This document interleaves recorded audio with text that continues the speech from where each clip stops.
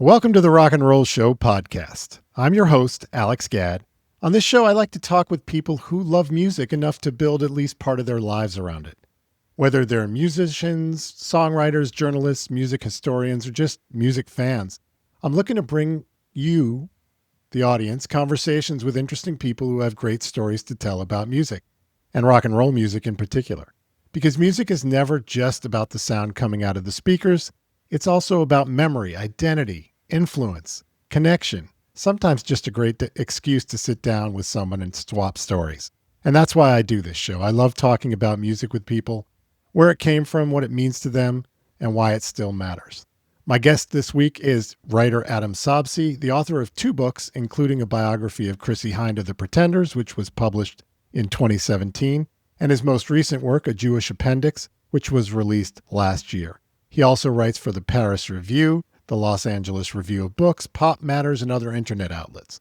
And he's a playwright, so there's a lot to cover. Let's get into it.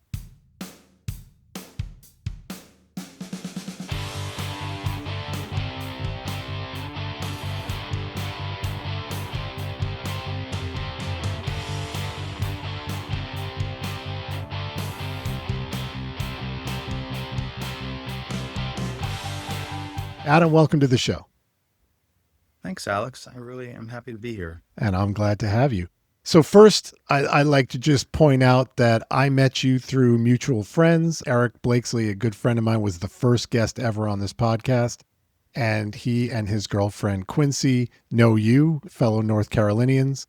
And that's how we connected. We started off talking, what was the first conversation that we were trading? Oh, good cover songs, was it? That's right. Mm-hmm. Yeah. So here we are today, and I find out through interacting with you that you're an author of 2 books and you're a prolific writer and a playwright, I just found out recently. But I love to start out with just how music came into your life at the beginning. Like, when were you first aware of it? When did you first find yourself drawn to it? My grandmother was a classically trained pianist. And when I was little, when we would go visit them, there was a Steinway baby grand piano in their house, which was not really big enough to accommodate such a piece of furniture. But I remember being quite impressed as a tyke that there was this enormous piano in there. She had quite a story that I won't go too deep into, but she went to Juilliard and had what I think would have been characterized at the time as an episode of stage fright that resulted in something like a nervous breakdown, and she never really played much after that, except recreationally in the house. Having said that, I didn't really get interested in classical music at all until I went to college to study music theory. By the time I was 9 or 10 years old, I was teaching myself how to play the piano, which I think I could only do because I had some sort of genetic inheritance from my grandmother. Later studied some jazz piano, and then, like I said, music theory. But mostly what I wanted to play and listen to was pop music and rock and roll music. And that's actually how I got into all of this in the first place. I think I can go ahead and accept any stones that are going to get thrown at me by saying that I actually learned both how to play piano and how songs are built at the level of craft by being able to play, by the age of 13, pretty much every song Billy Joel ever wrote and recorded. And I would die on the hill of saying that Billy Joel was, in fact, a pretty great composer. If you just hate him because he was once described as a force of nature and bad taste, which I think is probably true. But at the level of compositional craft, I think of his time, he's just about as good as anybody was. And if you just wanted to learn how to play the keyboard, he was a great model for that. I think I finally got cool enough to stop playing Billy Joel songs, but I still can if you get me drunk enough. So that's how I got to learn how music worked, really. And then later, like most other people, got interested in a much wider spectrum of pop music. I think by the time I was 17, I was probably mostly listening to Elvis Costello, who, for all his justifiably lauded lyrics, is actually quite a composer. I don't think he gets enough credit for that. A great melodist, and a great composer of chord structures and all of that. That's how I got into it. Then I played music for a bunch of years. I actually wrote a couple of musicals in school while I was also studying playwriting. And that's what broadened my thinking about the whole business. And then at some point, I just started writing about music. And that eventually took hold, I guess, mostly in my 30s and into my 40s. I still play recreationally at home, but my engagement with music is mostly as a writer now. Okay, a lot to take in there, but thank you for that. Did you ever play in a band? In high school, yes, and briefly in college. And you played keys only And I sang. and sang. Okay. And what kind of music were you playing then when you were in that band? Was it original? Was it cover band stuff? Yeah, both. I wrote some songs, and one of the other guys in the band wrote some songs, but we mostly just played covers. We didn't play out very much. We just did it for fun. Mm-hmm. Uh, and I liked playing in a band. Yeah, I loved it too. Got to ask what the name of the band was. Oh, did we ever wind up having a name? Oh, yes, we did. Don't repeat this, except that it's going to be on a podcast. 5 O'Clock Shadow. Oh, I like it. That's good. Especially for young teenagers. Yes, exactly. I think it was, yes, aspirational. Yes, I love it. All right. So you taught yourself how to play music by playing Billy Joel songs. Did you And get Beatles songs. and Beatles? Yeah, I think the Beatles is pretty for people of our age is pretty foundational to any musician. Is that at some point you dabble in the Beatles as an entry point to learning how to play. But you're totally self-taught. You never took a lesson. Is that correct? In high school, I took some jazz piano Jazz piano lessons. for about a year or two. But you already knew how to play by that point. I did. Mm-hmm. Yeah. Did you get encouragement from your parents, your grandparents especially, to keep going or to do it, or were they indifferent to it? No, I got a lot of encouragement. Yeah, Actually, that's great. they were all behind it. I come from in addition to my grandmother, I come from a family of artists, so That's great. it was a clear path. That's good. You say that you wrote musicals in college. You went to school, I believe, for theater arts. Is that correct? Was that your undergraduate degree? That's what my undergraduate degree is, and then later I got an MFA in playwriting. Yeah. So how many shows have you had produced, even amateurly during school? I don't think my musicals were ever produced. Well, that's not entirely true. I collaborated with another playwright on a play with songs, not quite a musical, that was produced. We talked about remounting it at some point, but she wanted to revise the script and then never did. Hmm. And then I've written any number of other straight plays for the theater that have been produced. 5 or 6, I think. Wow. I have a couple more in the can, but I haven't had a chance to actually stage them, which is this whole undertaking. I tell people a lot. I actually learned this from a great playwriting professor that I had in graduate school. The way you discover when you write a play is that because a play is just an inducement to continue a process, your play is actually calling into being a corporation that has to exist to produce the play. And every play has its own unique corporation, and they can get quite complicated and expensive to run. So you have to do a lot of fundraising and mounting of an entire structure. So at some point I want to put these two up, but I have to figure out how to start the corporation. Producing a record is not that different, really. I wonder now, like you can do a lot more of producing a record at home by yourself these days. Yes. But I don't think you can really mount a production unless you want to do a one-person play. You need other people. That's right. Yeah. That's right. It's a group project. Even if it is a one-person play, you need other human beings around you. Right. And you need an audience. I mean, you can produce a play at home for nobody, but is that really a play, or is that just you talking to the wall? No, you have to do the actual play. You have to have people in the room. The other thing that same playwriting professor told me once was that the play doesn't take place on the stage. The play takes place in the audience. I like that idea. I've heard It's great. Anytime you play out live, it's the same thing. Like you can play music by yourself and it sounds however it sounds, but it's how it moves someone, how they're receiving it that Hmm. makes that completes that circuit. And I feel like That's right. that's what you're talking about with play That's right. writing as well. Yep.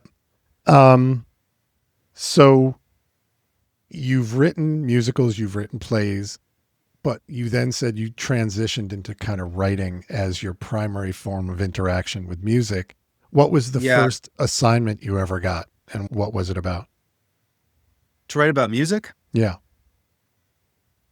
it was in college. The campus newspaper had a what to do this weekend or something like that section. And, this was before I really knew how any of this worked. And I'm sure the landscape has changed. But the editor of the arts section or whatever it was would just get CDs and records sent to her in the mail and just ask people, do you want to review this? And I didn't entirely know what I was doing, but I would just listen to these records and write about them. I remember reviewing a record by Paul Weller Mm-hmm. Of the from the Jam. Jam. Yeah. And I remember reviewing one of the Prince records that came out after he changed his name to a logo. The first one, probably, Mm-hmm. which I was totally flummoxed by. But I remember reviewing both of those. Did that propel you to say, I'd like to do this as a career, or did you not yet know that that was where your life was taking you? I knew I wanted to write. I knew I wanted to do music too. Mm-hmm. What I didn't realize at the time was that I was probably mostly going to be doing music as a writer. Mm-hmm. I figured that out somewhat later. Um, I I liked writing songs. I didn't really like playing them all that much, like live I mean, I liked playing with these guys in this little band that I had, Mm-hmm. but I liked writing them more than I liked anything else. And I think that at some point I kind of realized that I was also just writing prose for the stage, and that I had some sort of a critical faculty, and one thing led to another. I wasn't really trying to do it, but after a while I just realized that that was what I was doing. Right. And sometimes that becomes what you meant to do without realizing you meant to do it. Some reptilian core of your brain is saying you want to do this, so then I was just doing it. Got it. Have you performed music live ever again? Does it count that I played a Billy Joel song at my wedding? Sure. Then yes. Was that the last time? For people in a room, Yes. yeah, it was the last time. What Billy Joel song was that? Just the Way You Are. Perfect. Perfect. I think that's the song that actually kind of ruined his reputation and made him look too soft to be a rock and roller and made him more of Yes, like an adult contemporary artist very yes. early in his career. There's a very funny little anecdote about that song. He brought it to his band to learn, and his drummer, Liberty DeVito, with whom he later had a falling out that lasted forever and resulted in lawsuits and all that sort of thing. Liberty DeVito heard the song and said, "I'm not playing that song. That's a cha-cha. I don't play cha-cha. I'm not doing it. Forget it." Yeah. And so this is part of the reason I think why Liberty DeVito wound up suing him. He made up his own drum his own drum part for it, that took the cha-cha apart and remade the entire song. And he did this with any number of Billy Joel songs, where he would come in with these drum parts that were probably not what Billy Joel heard in his head when he wrote them. Right. And those became part of the signature of the song. I think that's definitely true in Just the Way You Are, which actually has kind of a backwards beat.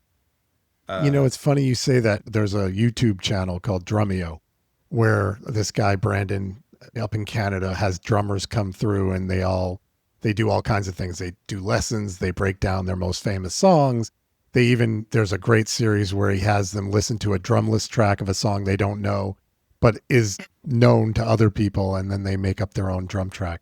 And he had Liberty DeVito on, and he did all kinds of things, including breaking down that beat for Just the Way You Are. So one of the tracks off this record, Just the Way You Are, this is like another one of your signature drum parts. I guess let's play the song and then we'll come back and chat about it. It's another one of those songs where I can nap before I start playing. You know? You got to get mad at Billy for that, though. Well, he is Billy Joel. You know, he. Let him take his time. Yeah. He wants to start every song. Let him do it. Love it. All right, this is Just the Way You Are from The Stranger. I would not leave you in times of trouble. We never could have come this far. I took the good times, I'll take the bad times. I take you just the way you are.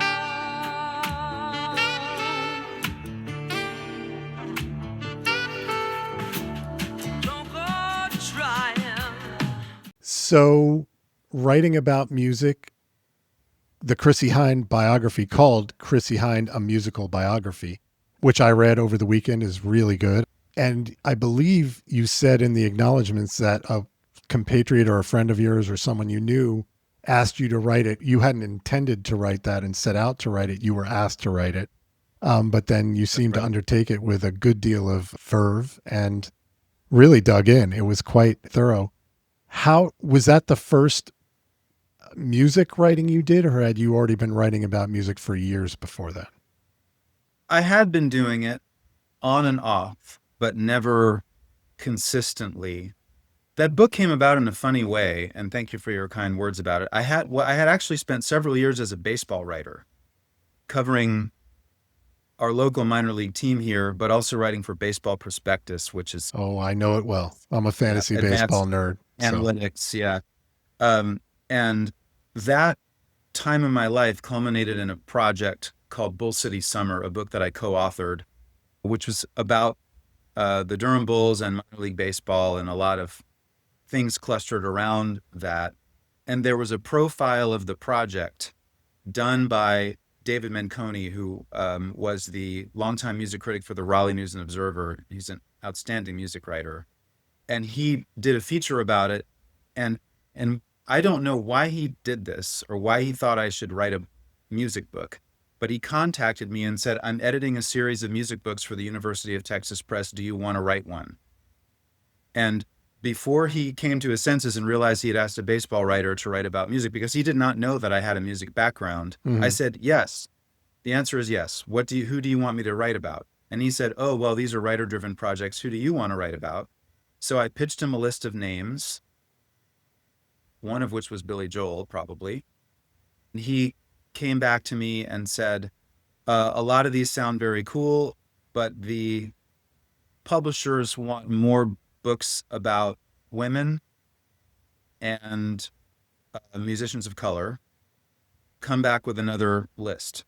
So my wife and I just sat up in bed one night and spitballed a bunch of names back and forth. And I found myself telling her, among other things, that band that I was in high school had covered My City Was Gone by The Pretenders. It's a wonderful song. That song was actually derived from the bass part, which the guy from Big Country made up, I think. Oh, I didn't know that. Yeah. He played with her for a little while. There's no keyboard on that song, or if there is, it's part of the layering. So I just sang it, and my voice was in that awkward zone between breaking and not breaking. And in addition to having that trouble, the song sounded very simple to me, and I was a big fan of Learning to Crawl. I brought that song to the band. I thought Learning to Crawl was an amazing album. I still think it's an amazing album. And when we decided to do that one, I thought, no problem, I can sing this. And as I was listening to that and listening to the rest of the album and trying to sing along with it, I realized Chrissie Hynde has a very, very difficult voice to mimic. And that the harder you try, the worse it gets, because she has a melismatic affectation that sounds simple and isn't, and is really part of her unique signature as a vocalist. And it's almost impossible to do it in an analogous way. And I really just couldn't do it. And I don't really remember how I wound up singing the song, but I realized this is a much more extraordinary singer than I realized. And at some point, maybe breaking down one of the other songs in that record, I realized these are much more deceptively complicated songs than I thought. So I threw her name on the list, really having lost total track of her after I'll Stand By You, which was her big comeback hit in something like 1994. So I realized, oh, okay, now I need to figure out what else I need to say about this person. And then realized she had this whole other discography that had bloomed after nobody cared about the Pretenders anymore, including a couple of, what in my opinion are her best records. So I really had a lot of fun learning about the last 20 years of her career or something like that I really didn't know anything about. That actually really into my appreciation for her. Just for the listeners who might not know, can you describe what a melismatic affectation is, and what it is for Chrissie Hynde? Yes, it's like a vibrato sound that is, it sort of comes out of your throat. I think it's really hard to do. And also these lines she sings don't sound hard melodically, but if you try to do them, they're hard. Like Talk of the Town, which I think is on their second record. It is Pretenders. If you try to sing along to that thing, even if you have Chrissie's range, those lines are really hard to nail. Especially if you try to sing them the way she sings them. It's really amazing. I happen to love that song too. Me too. Just the way she sings Tomorrow is really hard. And those were the kinds of things I really started appreciating as I dug deeper into the discography. So you were a Pretenders fan. Do you remember some of the other people that you put out in that final list before you got to Chrissie Hynde? Etta James, Tom Wilson. The producer? Yes. Oh, the guy who produced Like a Rolling Stone. Yes, and The Sounds of Silence. Yeah. Oh, that's his best one, right? I mean, that was his He was a massive, massive producer in the late 60s. Somebody did finally write a book about him. I think it came out last year or the year before, and I haven't read it yet. But he was somebody that I thought was, in a lot of ways, just by virtue of those two songs, right? Like a Rolling Stone and The Sounds of Silence, largely responsible for transforming American music in the 1960s. Couldn't agree with you more. Couldn't agree. And he was African American. Yes. Which was shocking in the studio system of the 60s. Yeah.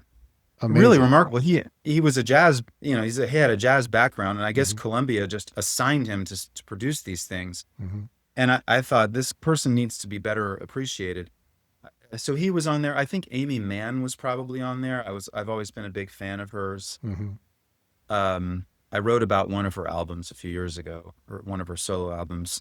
And I would have been happy to write any of those. Sure. But is there another book you'd like to write about music, or another person you'd like to write a biography about? I sort of already am doing this. Okay. In a rather twisted form. I have a long-standing real affection for a no longer living indie pop artist named Scott Miller, who it confuses people because there are two Scott Millers. This is the one not from the V-Roys, but the one who had a band in the 80s called Game Theory and another band in the 90s called the Loud Family. Scott was one of those misfit, underappreciated pop savants who could never quite gain enough traction to make a career. And for people he hits in the right spot, he hits really hard. I've written about him online for the Paris Review and Pop Matters and a handful of other outlets. And had always wanted to write a biography of him. After he died, he took his own life 13 years ago. A biography was in fact published of him that is pretty good. But I thought that a deeper and less straightforward piece of writing needed to be written about a guy who was both deeper and not straightforward at all, and realized that no straight biography could ever really get that done. So that is a long way of saying I'm currently working on a piece of fiction where I've actually just fictionalized this dude and borrowed the parts that I needed for the book that I'm writing. And I don't know how long it will take to do, and I might realize I've barked up the wrong tree completely. But I feel like Scott is, in ways that aren't really listened to very much and may never make a widely acknowledged dent in the music listening consciousness of our culture, nonetheless really important. And his music, I think, at its best is going to last in some way or another. The entire Game Theory discography went out of print, but it was re-released by Omnivore Recordings in series over about the last decade after he passed away. Nice. So there, you can still buy those records. Great. I will go give them a listen. I've heard of Game Theory. I've never heard Game Theory. Most people hate them. So I'm not unreservedly recommending him, but at his best, I don't think anybody in the arty indie pop world could really touch him.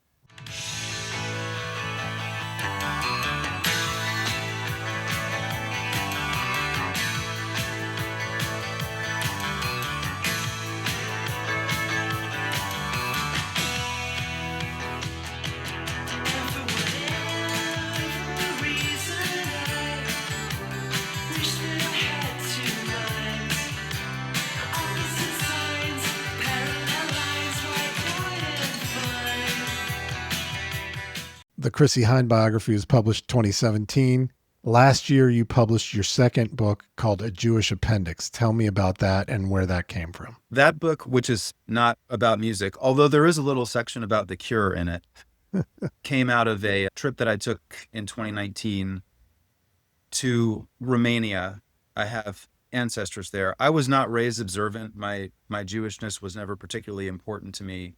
I just wanted to go to where my family came from, and particularly the side of my family that I take after physically. I looked just like my mom. She looked just like her mother, who looked just like her father, who came from northeastern Romania. And I just wanted to see it. It wasn't until I got to Romania that I realized, oh, if you're of Jewish extraction, you're not really from these places where people came from. You were tribally a resident alien. No matter where you were, sure. No matter where you were ever, really, in the history of the diaspora. And what happened I went there with my wife, when we got there, was the day that we landed, I got sick with some very mysterious ailment that had symptoms that kept changing, wouldn't respond to any medicine or rest or anything like that. And persisted until the day we left Romania 3 weeks later. And I realized that I was having essentially an existential crisis that was afflicting me bodily because my brain didn't understand what was going on yet. And came home understanding that I needed to figure out what it meant that I was Jewish. And then realized that I had all throughout my life had these usually glancing encounters with that were often either uncomfortable or even just clueless. And I realized later that I had actually this very full deck of cards that I needed to go back through and figure out how I got where I was and ultimately why that came to ahead in Romania. And it was a very transformational trip for me. And the book is about the trip and the aftermath of that trip. What was the effect for you once you released the book? And in writing it, did you have any realizations? Did you make connections with people that you had no idea existed before, but were important to you in some way? In a lot of ways, my daily life didn't really change all that much. Although I do, in fact, now go to a weekly Torah study session at a local synagogue, mainly just because I got very interested in the Hebrew Bible, which I had never read. And after reading it myself a couple of times, decided I need to actually sit in a room with some other people who've read this. And people may already be familiar with this, but the way Torah study works in Judaic practice is that in the course of a year, you read the entire 5 books in sequence, and then at the end of the year, you just go back and start over. Right. So, I sit in a room people who are in many cases 30 years older than I am, and I'm not very young, who have been reading this thing, in cycles every year is quite something.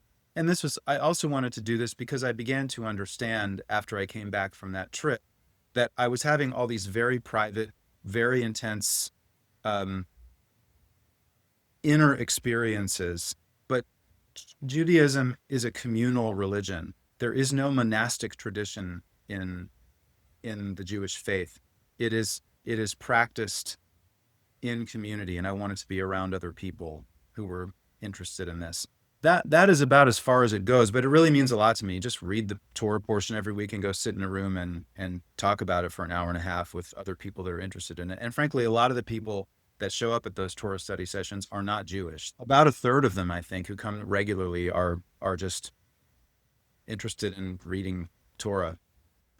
So that has actually been, in terms of like my lived experience, that has been the main thing. And the other big thing that I began to understand about myself, I've always perceived myself, I think a lot of artists do, literary artists, musical artists, as something of a misfit and an outsider.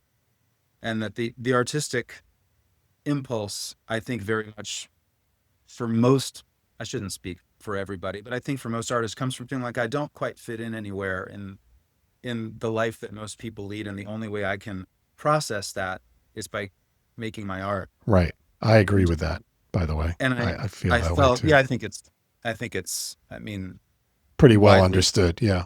Yeah.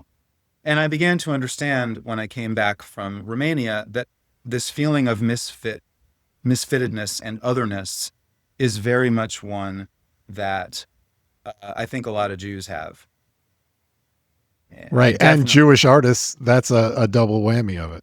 Right. Or a full expression of being Jewish is that yes, you feel out of place or out of sync with your community, your country, wherever you're living. And so you become an artist to find a way to deal with that and express yourself and find some community because you don't naturally fit in anywhere. Yes, absolutely. And I had the understanding that these two parts of my life were actually connected to each other. That the part of me that was a playwright, and probably even the part of me that wrote songs when I was in high school, and I actually do still write them sometimes. And all of that stuff was a way of understanding the world from a place of not feeling like I fit into it. Yep. And, who is the greatest American artist, performing artist, and probably literary artist of the 20th century? It's Dylan. probably Bob Dylan. It is Bob Dylan in my book. Right. Who is a Jewish guy who felt so misfitted that he had to change his name. And change his religion. Right. And then changed it back. So you're writing another book right now, which sounds like your first fictional output as a prose writer, although I assume your plays were fiction based. Is that correct? It's the first piece of prose fiction that I will try to publish. I've actually written 2 other novels, but I didn't think they were good enough to publish. I know a novelist who said that novels are like pancakes. You have to throw the first 2 or 3 of them away. I'm finishing my first one now. I don't want to throw it away. That was what he said. I mean, Jonathan Safran Foer published his first novel when he was 21. So your mileage may vary, as they say. Yes. But in any case, this is the first book that I feel like is probably going to be decent enough to publish. And the memoir, A Jewish Appendix, it felt like I was writing a piece of narrative fiction, even though it's drawn from real events. Plays are funny. They are obviously made up from whole cloth for the most part. But when I'm writing them, I actually feel like I'm describing something that is really happening. They're going to be absorbed in a time-bound physical way, so it feels like an actual real-life thing that's happening rather than something that is coming sheerly out of imagination. Yeah, that's interesting. I hadn't thought of that. That's just my experience. Well, if other writers out there want to weigh in, we'd love to hear your comments. Fight about it. Yeah. All All right, I only have a couple other questions, and these are just general music questions. A, have you ever spoken with Chrissie Hynde? I did try to. The thing that happened somewhat weirdly with that book is that after we signed the contract for me to write the book and everything like that, and I said, okay, I'm going to try to get in touch with Chrissie Hynde and see if she'll talk to me about this book. There were like 4 or 5 months of me trying to get through to her. And then finally her manager said, no, Chrissie Hynde doesn't want to do this. It then transpired like right after that Chrissie Hynde was publishing her own memoir, which is called Reckless. And my publisher and I found that out. And I thought the publisher was actually going to say, let's not publish this book about Chrissie Hynde. Let's have you do one of these other things. But they still wanted the book. But I realized that the reason she didn't want to talk to me was that she was saving everything for her own book. Now, it turns out to be quite useful, I think, that both books are in print, because Chrissie's book stops in about 1983, right after Learning to Crawl came out, or 84, something 84. like that. And she gets that far, and that's the end of the book. And let's face it, that part of her life is what most people want to know about. Moving to London in the 70s, almost marrying Sid Vicious because she wanted a green card. Almost marrying Johnny Lydon, too. She almost married 2 Sex Pistols. Just for a green card or for citizenship, whatever they call it. Yeah, right. Yeah. Hanging around with the Clash, trying for years to start a band, finally starting the Pretenders. Then they become a very big deal. 2 of the Pretenders died of drug overdoses. Right. Learning to Crawl is her, grieving / comeback, etc. record after all of that. And then the book ends. And she has this whole other career after that is really quite worthy of study. So in the end, it was actually kind of great that she left all that material for me. But I think that's why she didn't want to speak to somebody else and just give story away. Mm-hmm. And because I had a prehistory as a baseball writer and as a basketball writer interviewing athletes, it's actually easier to biographize somebody if you haven't talked to them, because what they will tell you, first of all, generally either makes you much more sympathetic or much more antipathetic to them. And you need to try to not be either one. Interesting. But then you also have to use some of the quotes in order to justify having done the interview. And then you're using their narrative instead of whatever factual information may be out there. If there's a conflict, they're going to tell you their version of it. You're writing what they want you to say. Right. And a lot of what they're telling you is basically lies. Yeah. So, it would have been cool to talk to her, I guess. I've heard that she's really quite guarded with interviewers, and it can actually be rather prickly. But she's not easy. That she's an iconoclast. She could do what she wants. Yes, I don't require my artists to be nice people. No, separate the art from the artist. I struggle with it, but I do it all the time. Have you ever seen the Pretenders live? I saw them play while I was working on the book, actually. They played in Charlotte, which is about 2 hours from where I live, and I drove down there and saw them. They were excellent. She occasionally was still playing with Martin Chambers at that time, the original drummer, but they didn't really get along, and I don't think she ever thought he was a very good drummer. And the guy that she has been playing with for a number of years, James Walburn, is a killer guitar player and pretty good keyboardist, actually, too. And I actually came to know him first through another band that he was in called the Pernice Brothers, who are a wonderful pop band from Massachusetts, although he's English. And I was a fan of his from being in that band. And then later she snapped him up from that band, and he's now her chief collaborator. Oh, interesting. Yeah, I saw them 2 years ago, opened for the Foo Fighters. How were they? They were great. They were better than the Foo Fighters, quite frankly. They killed. That doesn't surprise me. They killed. I mean, Chrissie's a road dog. She knows how to do this stuff. She's a pro. She's great. And I saw them on the Learning to Crawl tour in 1984. Oh, really? I saw them at the height of their powers. Although, as you noted, post James Honeyman Scott and Pete Farndon. But, with Robbie, I think Robbie McIntosh was playing guitar and Martin Chambers. And Martin Chambers' big move was he'd hit the cymbal at a big point and he'd let go of the stick and it would go flying into the audience. And that's how he threw sticks. It was amazing. I'd never seen anyone do that before, but that was a great show. That was at Radio City Music Hall. I was with my friend Terry, who lives in Charlotte now. And we went to see The Pretenders and The Alarm and Simple Minds. It was Simple Minds, then The Alarm, then The Pretenders. It was a great show. What was your first concert that you ever saw? The B-52s. Where and when? Carmichael Auditorium, which is no longer, but was where the UNC Tar Heels played basketball. Right, before the Dean Dome. Yes. In, I'm going to say 1981 or 2. Wow. Good time to see the B-52s. Yeah. That's awesome. It was the first time I ever smelled marijuana. I didn't know what it was. I just thought something weird, some weird smoke. And then I figured it out. That's where I first smelled marijuana too, at my first concert, which was the Village People at Madison Square Garden. Yeah. Oh, well, you saw some really good ones. Yeah, some good ones. What's the most memorable concert you've ever seen? I probably Fishbone.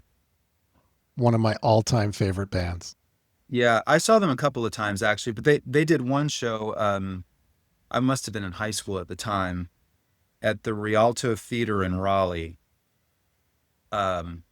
which is not a big venue. And I was already a fan of them, and this was not terribly long after their album Truth and Soul had come out. One of the top 10 greatest albums of my life, in my opinion. It's great. And we were all my high school friends, I mean, we were all like really into that record. And Fishbone's coming to play here, so we got tickets to the show, and that was one of the most incredible live performances I've ever seen.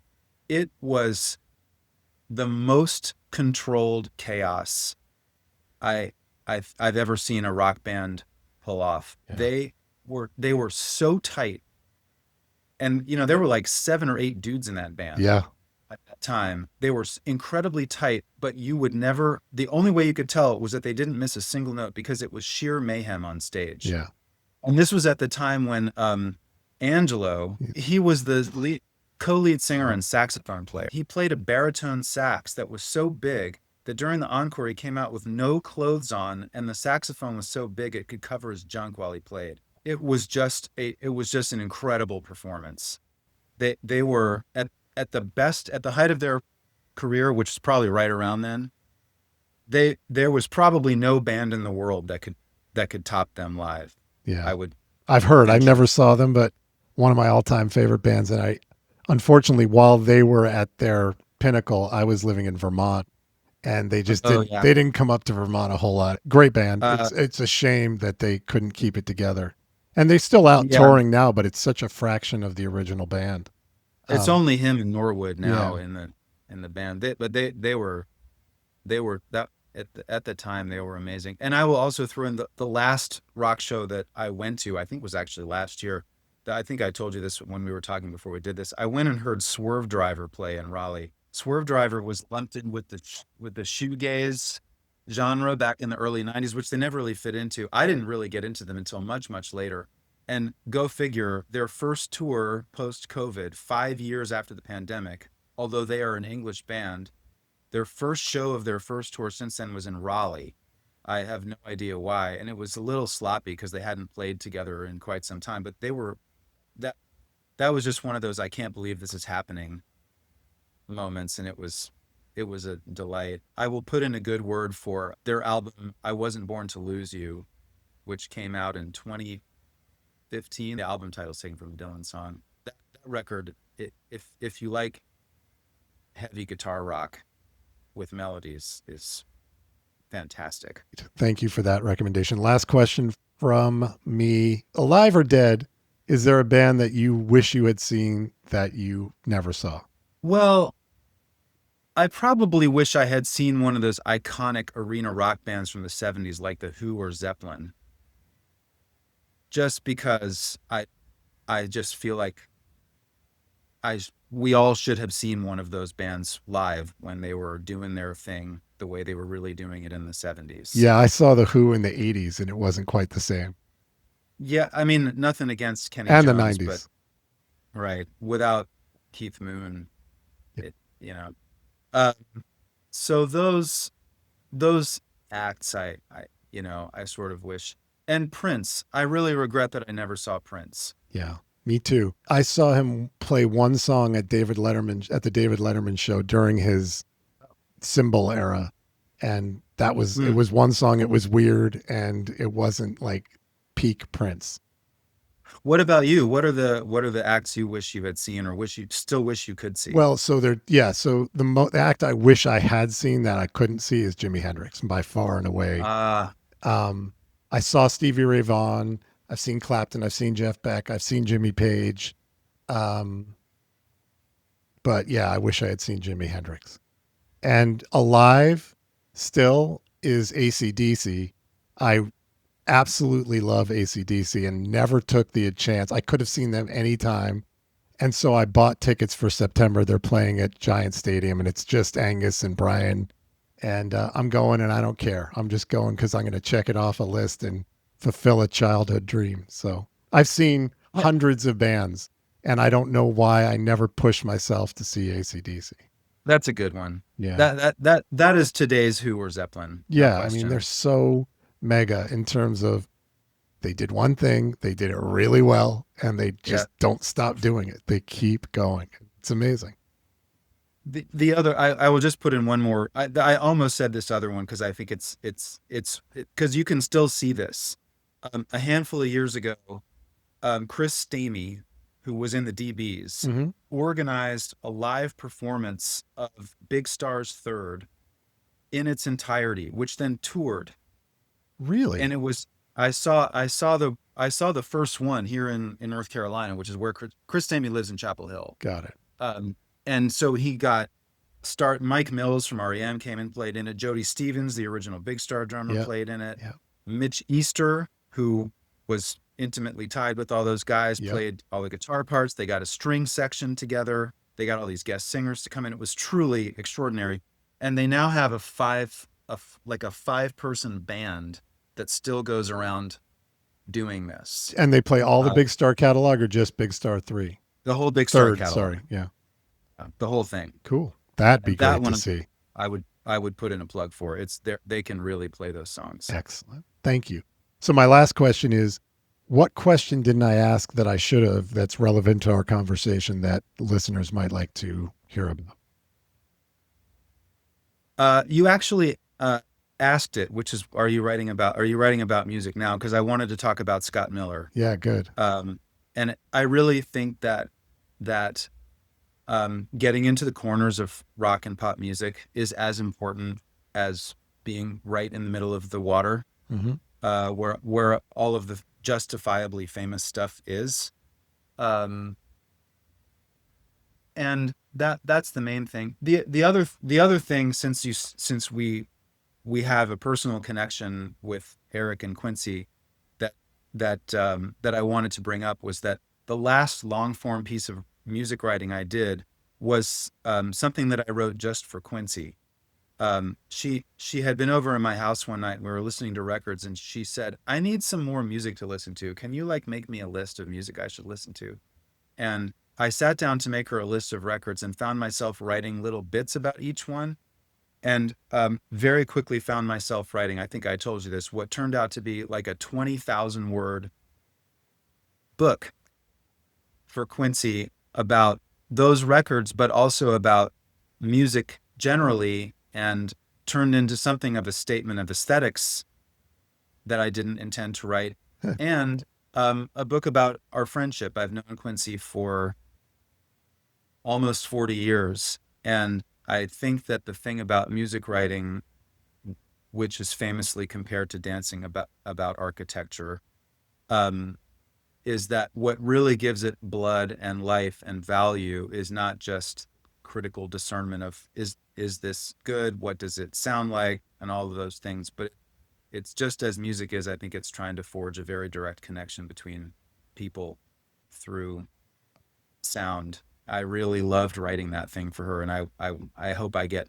opportunities to do that sort of thing again. Could you pull out the personal parts and publish the list of music with your thoughts about it? Yeah, probably, but I'm not sure I would want to. Okay, fair enough. Just thought. I could. I thought about adding to it actually, and then trying to publish it. Yes, maybe pulling out some of the finer details that are Too personal necessarily to share. Yeah, it would be too. You're not the first person to ask me that question, and I might do it. I'd love to read it. I don't care if you publish it. Just send me a copy. Okay, fair enough. Well, that's all we've got for today. Adam, thank you so much. Thank you so much. This was a real delight. And that's it for today's conversation. My guest has been Adam Sobsey. You can find his essays at sobsey.com, and his books are available at Amazon. I'll make sure to include the appropriate links in the show's description. Thanks so much for being here, Adam, and to my viewers, thank you for joining us. As always, if you like what you heard today, I'd appreciate it if you would like and either subscribe or follow this channel to make sure you get notified about each new episode. And please tell your friends. Also, a reminder that I release a playlist for every episode, so look for the Rock and Roll Show podcast playlist on Spotify and Apple Music every week, this week featuring songs that we talked about on the show today, so please check that out. Additionally, I want to know what you think, so please leave me a comment, and I'll try to respond to every one of them. The Rock and Roll Show podcast is a World Highway Media production. I'm your host, Alex Gadd, and until next time, remember that life is short, so get those concert tickets.